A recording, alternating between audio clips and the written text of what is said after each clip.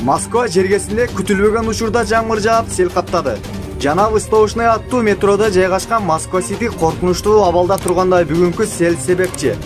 Бул жердеги салынган көп кабаттуу үйлөргө сел каптап же салынган проектилери канчалаган текшерүүлөр менен салынган ызdenarга көп нерсеге туруштук бере алат деп эч ким 100% гарантия бере албайт.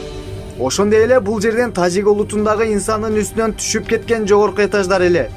Бул нерселер барган сайын ар тараптуу жерлеринен азыркы чакта каталары күндөн күнгө табылып изделүүдө.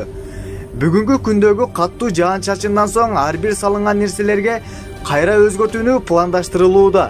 Албетте бул күнгө чейин алдын алып коюлган планда ар бир салынып аткан метродо чоң узун келген зданиялар башынан бул нерселер пландаштырылган эле.